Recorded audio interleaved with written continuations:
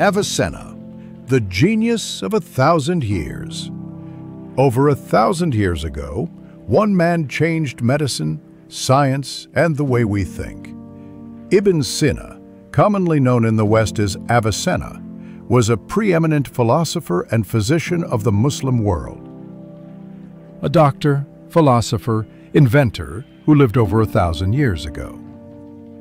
He was a seminal figure of the Islamic Golden Age, serving in the courts of various Iranian rulers, and was influential to medieval European medical and scholastic thought.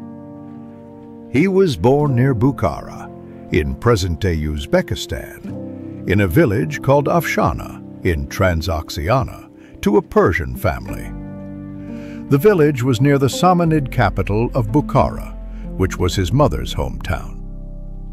His father, Abdallah, was a native of the city of Balkh. His father worked as a local administrator in the service of the Samanid dynasty.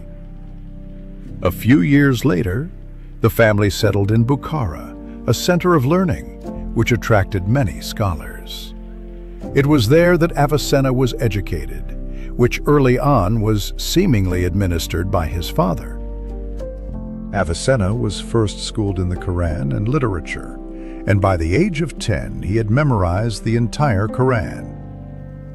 He was later sent by his father to an Indian greengrocer, who taught him arithmetic. Sometime later, his father invited the physician and philosopher al-Natili to their house to educate Ibn Sina. At the age of 17, Avicenna was made a physician of Nuth II, Emir of the Samanids, son and successor of Mansur I. By the time Avicenna was 18, he was well educated in Greek sciences.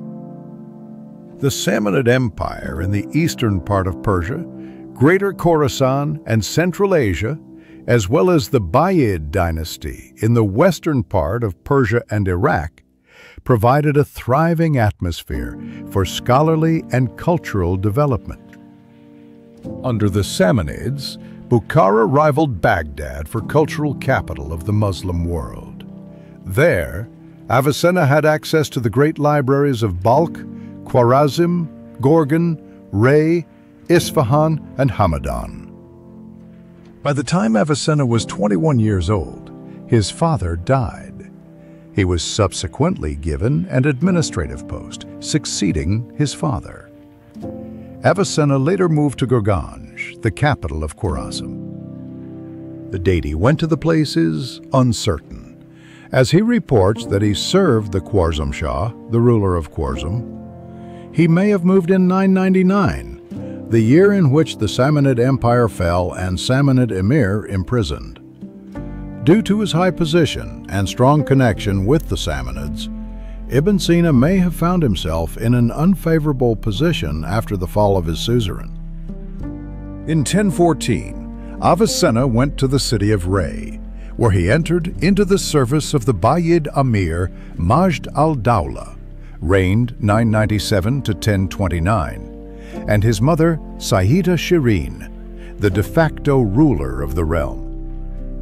There he served as the physician at the court, treating Majd al-Dawla, who was suffering from melancholia and depressed mood. Avicenna later served as the business manager of Sayyida Shirin in Qazvin and Hamadan. During this period, Avicenna finished writing the Canon of Medicine and started writing The Book of Healing. Often described as the father of early modern medicine, Avicenna's most famous work is the Canon of Medicine. It was used as the standard medical textbook in the Islamic world and Europe up to the 18th century. It described about 760 drugs and gave guidelines on testing new medicines before applying them to patients. In this book, he postulated that invisible tainted organisms were associated with disease and recommended isolating ill individuals to reduce transmission to others, an early suggestion of contagion mechanisms, and 800 years before germ theory became official. He also rejected explanations of mental illness rooted in evil spirits, and instead argued for psychological and biological approaches. He believed mental health affected physical health. That's basically medieval psychiatry. His other great work, the Book of Healing, isn't about medicine. It is about healing the soul through knowledge.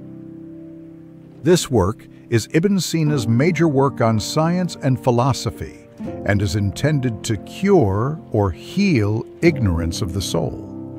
Thus, despite its title, it is not concerned with medicine, in contrast to the canon of medicine, which is, in fact, medical.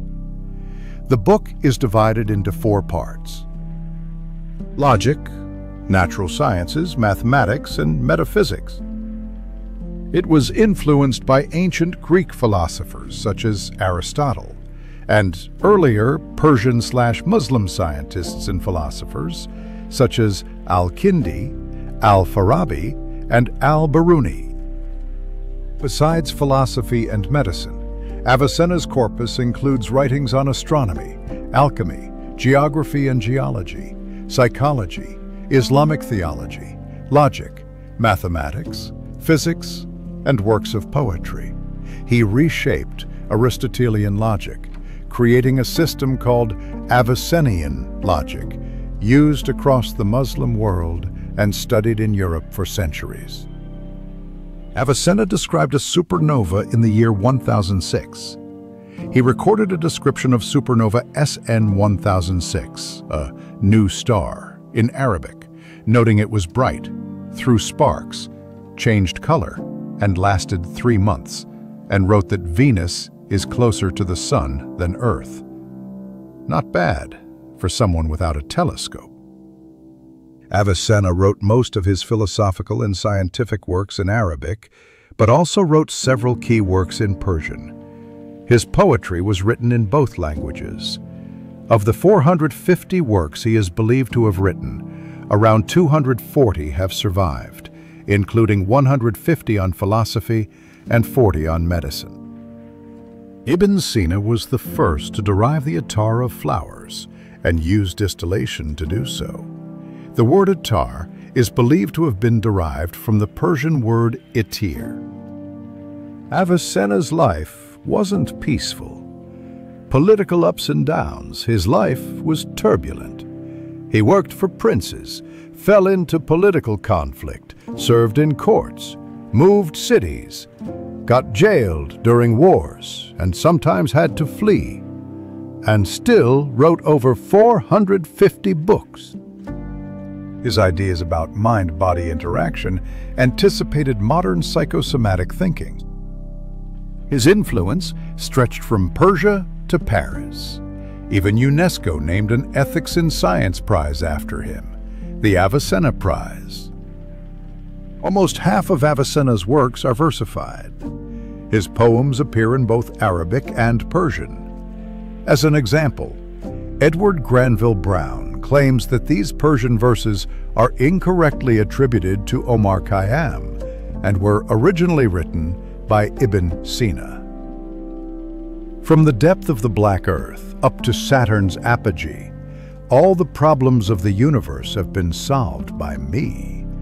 I have escaped from the coils of snares and deceits. I have unraveled all knots except the knot of death. He died of severe colic intestinal disease in 1037 at the age of 57 years old and buried in Hamadan, Iran. But his ideas live forever. Every time a doctor reads a patient's pulse or tests a drug, a little bit of Avicenna is there.